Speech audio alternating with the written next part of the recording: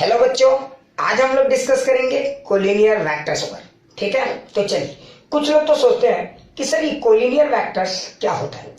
अगर हम लोग मोटा मोटी बात करें तो कोलिनियर वेक्टर्स का मतलब होता है पैरेलल वेक्टर्स, ठीक है, या फिर एंटी पैरेलल वेक्टर्स।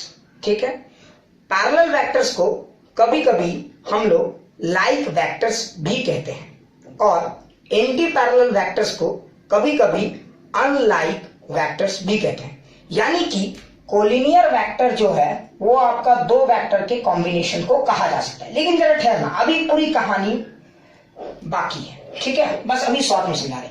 अगर दो वेक्टर्स पैरेलल हैं, ठीक है, इसको लाइक वेक्टर्स भी कहते हैं हम लोग। क्या कहते हैं हम लोग? Like vectors. अगर दो वेक्टर्स पैरेलल हैं या फिर अगर दो वेक्टर्स एंटी पैरेलल हैं, इसको हम लोग अनलाइक वेक्टर्स भी कहते हैं। ठीक है, अगर दो वेक्टर्स पैरेलल हैं या फिर एंटी पैरेलल है तो इन वेक्टर्स को हम लोग कोलिनियर वेक्टर्स कहते हैं। ठीक है, और इसे भी हम लोग कोलिनियर वेक्टर्स कहते हैं। जैसे मैं एक एग्जांपल बताता हूं। मान लीजिए मेरे पास तीन वेक्टर है, ए, ठीक है, बी, ठीक है, सी, ठीक है, और डी। ठीक है, अब आप पहचानिए इसमें से कौन कौन से वेक्टर कोलिनियर वेक्टर्स हैं। तो अगर आप ध्यान से देखोगे तो ए का बी के साथ कोलिनियरिटी है, यानी ए भी कोलिनियर वेक्टर्स हो सकते हैं, बी और डी भी कोलिनियर वेक्टर्स हो सकते हैं। ठीक है, ए और डी भी कोलिनियर वेक्टर्स हो सकते हैं। क्यों?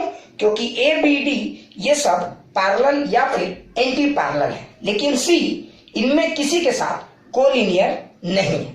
अब सवाल ये उठता है कि कोलिनियर वेक्टर्स इन दोनों की ही कैटेगरी को क्यों कहते हैं और कोलिनियर वेक्टर्स की खासियत क्या होती है। पहले आप समझो। मान लो कि आपके किसी भी वेक्टर्स के ग्रुप ऑफ फैमिलीज में मान लो कि हमारे पास दो वेक्टर्स हैं, ए और बी। ठीक है, अगर आप किसी एक वेक्टर को दूसरे वेक्टर के टर्म में पूरी तरह लिख पाते हो, then this is said to be collinear vectors. Short में एकदम मैथमेटिकल कोलिनियर वेक्टर्स क्यों खास है, पहला इंपॉर्टेंट पॉइंट ये। अगर हमारे पास दो वेक्टर है ए और बी, ध्यान से सुने, अगर ए को बी के टर्म में लिख लो या फिर बी को ए के टर्म में लिख लो, किसी और वेक्टर की जरूरत नहीं पड़ती है। समझ में आ रहा है ना? तो ऐसे वेक्टर्स को हम लोग कहते हैं कोलिनियर वेक्टर्स। इनके बीच की रिश्ता इतने सिंपल होते हैं, दो कोलिनियर वेक्टर्स के बीच का रिलेशनशिप इतना सिंपल होता है कि सिर्फ मैथमेटिक्स का एक नंबर उनके लिए काफी है। समझ में आ रहा है ना मैं क्या कह रहा हूं? मतलब ये रिलेशनशिप बहुत ही सिंपल है। ठीक है, तो कोलिनियर वेक्टर्स वैसे वेक्टर्स को कहते हैं जिसमें एक वेक्टर्स को दूसरे वेक्टर्स के टर्म में लिखा जा सकता है। ठीक है, अभी हम लोग फिलहाल दो ही वेक्टर के बारे में पढ़ रहे हैं। जब हम लोग आगे बढ़ेंगे तो हम लोग 3, 4, 5 कोलिनियर वेक्टर्स के बारे में भी पढ़ सकते हैं, लेकिन फिलहाल हम लोग दो वेक्टर पे ही फोकस कर रहे हैं। अब सवाल उठता है कि सर ठीक है ये तो समझ गए, लेकिन कोलिनियर वेक्टर खास क्यों है? तो मैं आपको समझाता हूं। इनका राइटिंग स्टाइल ही इन्हें खास बनाता है। जैसे सपोज करो कि मेरे पास एक वेक्टर है ए, मैं आपको समझाता हूं। ठीक है, मान लीजिए एक वेक्टर है ए और एक वेक्टर है बी। क्या ये दोनों कोलिनियर है? बिल्कुल। ठीक है, लेकिन अगर आप ध्यान से देखो, आप ए को बी के टर्म में लिख सकते थे या फिर बी को ए के टर्म में लिख सकते थे। समझ में आ रहा है ना? चलिए जैसे दिखाता हूं। मान लीजिए कि इसका मैग्नीट्यूड, बी का मैग्नीट्यूड इससे कुछ टाइम तो ज्यादा है, कुछ टाइम हो सकता है बी का मैग्नीट्यूड आपका मैग्नीट्यूड ऑफ ए के 1 टाइम हो सकता है, 2 टाइम हो सकता है, 3 टाइम। तो मैं क्यों इतना दिमाग लगाऊं, मैं लेमडा टाइम मान लेता हूं। लेमडा बेसिकली क्या बता रहा है? कितना गुना, है ना? ये लेमडा का वैल्यू कुछ भी हो सकता है।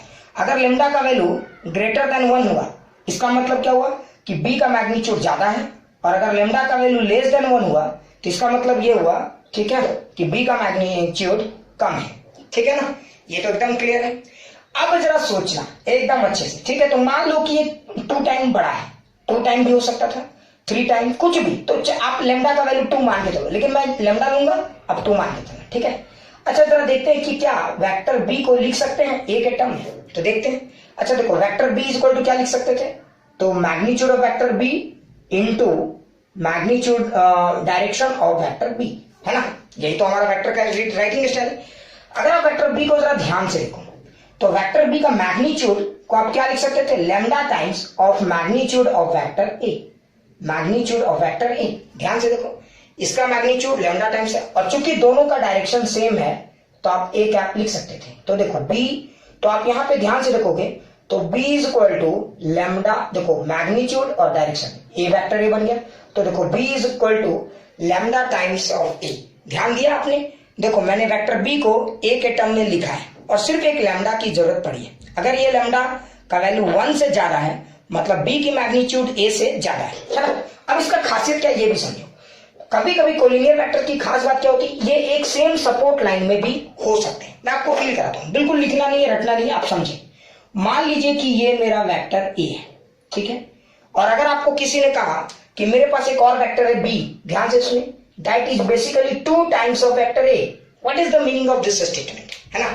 तो देखो vector B is 2 times of vector A, इसका मतलब ये हुआ कि वेक्टर बी का डायरेक्शन ए के बराबर है, क्लियर, मतलब इसी लाइन में है, ठीक है, और दूसरा 2 टाइम्स ज्यादा है। तो अगर आप इसी लाइन में एक इसका डबल लाइन खींच दो तो देखो ये आपका हो गया वेक्टर बी। आपको अगर दिख नहीं रहा होगा तो मैं ब्लैक से खींच रहा हूं, ये हो गया आपका वेक्टर बी। देखो इसकी क्या खासियत है, इसका मैग्नीट्यूड डबल है और डायरेक्शन ये। तो देखो दोनों का सपोर्ट सेम है, क्योंकि अगर दो वेक्टर्स पैरेलल हैं तो दोनों एक ही सपोर्टिंग लाइन में आ सकते हैं। आप इसको इसमें रख सकते हो, इसमें रख सकते हो। मतलब खास बात क्या है, समझ में आ गया ना। पैरेलल वेक्टर्स या फिर एंटी पैरेलल वेक्टर्स भी उसी सपोर्टिंग लाइन में आ सकते हैं। खैर पहले ये समझ में आ गया। तो देखिए इस तरह से आप इसको लिख सकते हो, ठीक है। कुछ लोग बोलेंगे सर ये तो पैरेलल वेक्टर्स था, एंटी पैरेलल वेक्टर्स के बारे में जरा बताइए। तो बिल्कुल चिंता नहीं करो, ठीक है, मैं आपको बताता हूं एंटी पैरेलल वेक्टर्स का क्या खास बात है, ठीक है। अगर मान लीजिए मेरे पास एक वेक्टर है ए, ठीक है, और एक वेक्टर है बी, ये जैसे ए है और एक वेक्टर है बी इधर की तरफ, है ना। और इसका मैग्नीट्यूड आप कुछ भी मान सकते हो। मान लो इसका मैग्नीट्यूड है बी, इसका मैग्नीट्यूड है ए। मैं बार बार सिचुएशन को बदल देता हूं ताकि आपको क्लियर कट समझ में आए, ठीक है। अब ध्यान से देखो, क्या मैं वेक्टर बी को ए के टर्म में लिख सकता हूं या नहीं। अगर मैं वेक्टर बी को ए के टर्म में एक्सप्रेस कर पाता हूं तब ये कोलिनियर है, और अगर नहीं कर पाता हूं तो ये नॉन कोलिनियर वेक्टर्स है। क्लियर हो गया ना। हाँ, इसमें किसी तीसरे की एंट्री नहीं होनी चाहिए अगर दो के बीच में बात चल रही है तो, ठीक है। तो देखते हैं, अच्छा वेक्टर बी का बात करें तो what is the magnitude of vector B, जरा ध्यान से देखो। तो magnitude of vector B is B, है ना, and what is the direction of vector B, तो बी क्या ये है ना। लेकिन अगर आप जरा ध्यान से देखो तो यहां पे बी के जगह बी लिख देते हैं। वेक्टर बी को हम क्या minus of vector A cap लिख सकते हैं, बिल्कुल। देखो ए कैप अगर इधर की तरफ है और बी कैप इधर की तरफ है तो बी कैप की जगह हम माइनस ए कैप भी रख सकते हैं। अगर ध्यान से देखो तो minus B into A cap, है ना। कंफ्यूज हो गए क्या, मैं शॉर्ट में लिख दूं, बिल्कुल, ठीक है, कंफ्यूज नहीं हो आप लोग। यहाँ पे देखो बी और यहाँ ए के जगह माइनस ए कैप, है ना, क्योंकि दोनों अपोजिट है। ध्यान से देखो, अच्छा सर। और एक चीज आप ध्यान से देखोगे तो अगर आप चाहो तो यहाँ पे माइनस को बाहर ले आओ, ठीक है, बी बाई ए लिख के ए इंटू ए कैप लिख दो। तो जरा ध्यान से देखोगे तो आपको एक चीज क्लियर समझ में आएगा, b is equal to minus B by A into vector A. ध्यान से देखो, और यहाँ पे माइनस बी बाई ए को ही आप शॉर्ट में लैम्डा मान सकते हो, ठीक है। फिर से देखो ये उसी फॉर्म में आ गया, है ना। यानी खास बात क्या है, देखो लैम्डा ही यहाँ पे माइनस बी बाई ए है। तो खास बात क्या है यहाँ पे, समझ में आया ना। अगर दो वेक्टर्स पैरेलल हैं या फिर एंटी पैरेलल हैं तो दोनों वेक्टर्स को एक दूसरे के फॉर्म में बहुत आसानी से लिखा जा सकता है। That's why this vectors are said to be collinear vectors. Clear. चलिए मैं आपको इन शॉर्ट पूरा गेम समझाता हूं, ठीक है, ताकि आपको एकदम क्लियर हो जाए कि कोलिनियर वेक्टर्स को लिखते कैसे और ये खास क्यों है। जैसे ध्यान से देखिए, मान लीजिए आपके पास 3 वेक्टर है, ए, ठीक है, बी, सी, ठीक है, ये 3 है ना, और एक वेक्टर मैंने लिया था डी। अब देखिए इन चारों वेक्टर्स को आप ध्यान से देखिए, ठीक है। इन चारों वेक्टर को अगर आप बहुत ध्यान से देखेंगे तो इन चारों वेक्टर में सिर्फ ये 3 वेक्टर ही ऐसे हैं जिसको एक दूसरे के फॉर्म में आसानी से आप लिख सकते हो, लेकिन चौथे को नहीं लिख सकते। क्यों? क्योंकि इसका डायरेक्शन वो नहीं है जो ए या बी या फिर सी का है। क्लियर। चलिए समझते हैं कैसे, मैं आपको पूरा फील कराता हूं, रटना नहीं। अगर आप एक काम कीजिए, ये किसी एक को ए बी सी में किसी एक को लीजिए, ठीक है। हमने एक काम किया, सी के ही लाइन को ले लेते हैं, तो ये इसका सपोर्ट लाइन हो गया, सी का सपोर्ट लाइन। आप देखिए इस लाइन में जो भी वेक्टर सेट हो सकते हैं उन वेक्टर्स को हम लोग कहेंगे कोलिनियर वेक्टर्स।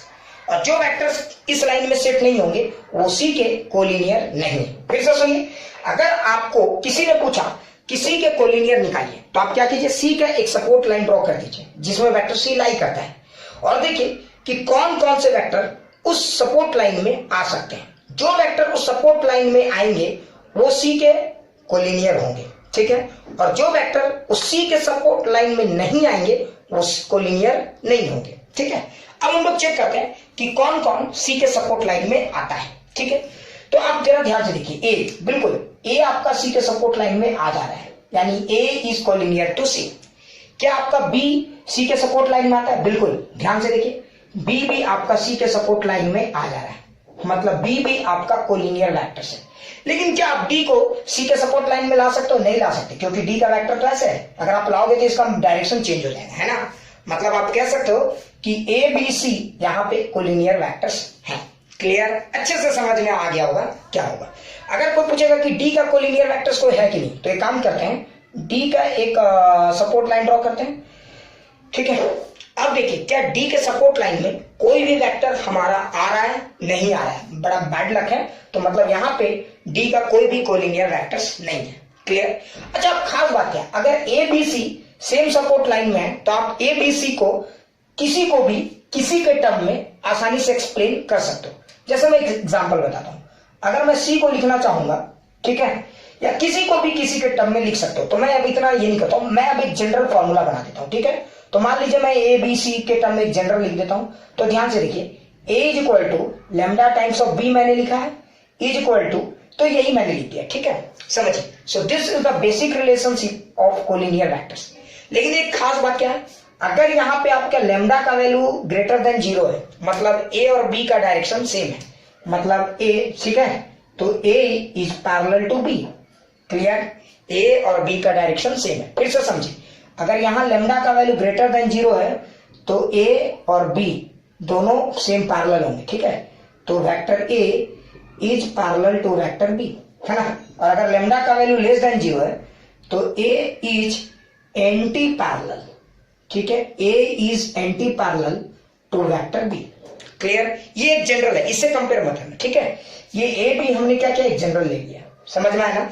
जैसे अगर यहाँ पे ध्यान से देखोगे तो ए और बी का अगर बात करेंगे, इसको ए मान लेते हैं और इसको बी मान लेते हैं, ठीक है। अब सी को हटाते हैं, ए और बी इसको मानते हैं, तो देखो यहाँ लेमडा की वैल्यू पॉजिटिव रहेगी, और कितना टाइम, तो मैग्नीट्यूड बताएगा कितना टाइम, और पॉजिटिव बताएगा डायरेक्शन सेम यानी।